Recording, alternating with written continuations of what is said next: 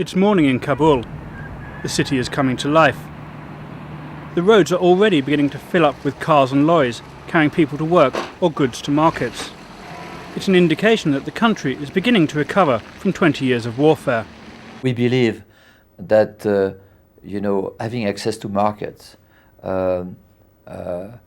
having provinces people able to circulate within the country, even when you have snow or rain or floods, it's definitely essential.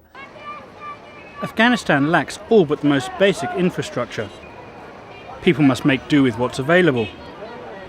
At first, new roads might appear an odd priority for a country that, according to the UN, is the 6th least developed in the world. But the Afghan economy cannot function without transport, and that requires roads.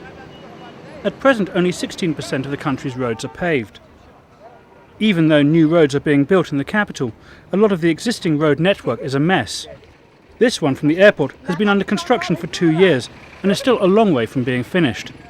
I should say that we are in the early phases of reconstruction, while some of the projects which we had started working on it are being implemented, some are underway in the infrastructure sector. In the countryside, in villages such as Karabakh, the road situation is even worse. 60% of the people work in the agricultural sector. It provides over half of the legal GDP.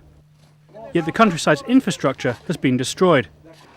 This road serves 62 other villages.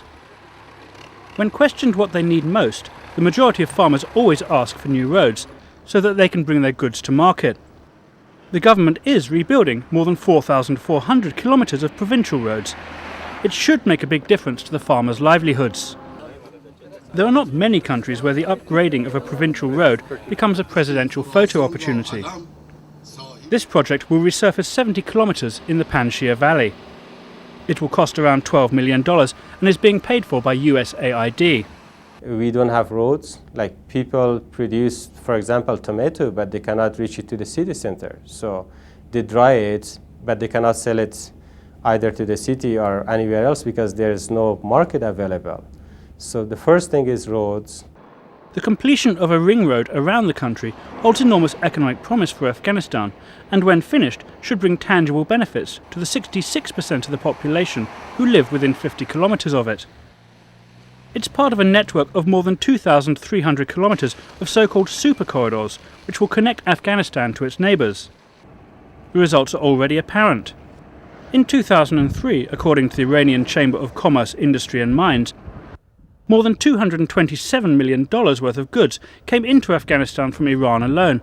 That's nearly double the figure of a year before. And I'm sure once the ring road is completed, there will be a tremendous flow of commerce through this country to the south and to the western part of Asia. Unlike Iraq, where truck drivers are still being kidnapped, Afghanistan is moving to a post-conflict environment. People can now travel in relative safety, that is, if they manage to avoid the other drivers on the road. New roads have helped revitalise both the trucking industry and the national economy. As you approach the centre of Kabul, the streets are almost too crowded.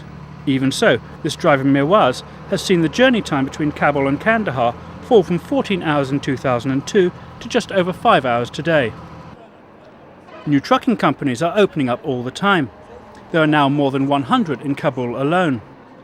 The Haji Abdul Kahar company has expanded rapidly since the fall of the Taliban.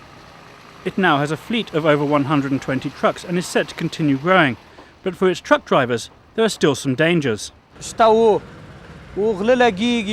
Robbers crop up all along the road. The police themselves are thieves. During the day they work as police officers, but at night they're out robbing us. From the rebuilding of Europe following the devastation of the Second World War to modern-day conflicts, road transport has always played an important role in reconstruction. A functioning road transport system is vital to the economic success of any country, no matter what the state of its development. Afghanistan's roads are its economic arteries. The government knows it's essential to keep them flowing smoothly. Although new roads are being built and old roads repaired, Afghanistan still faces a difficult journey. But its people hope that that journey has at least begun.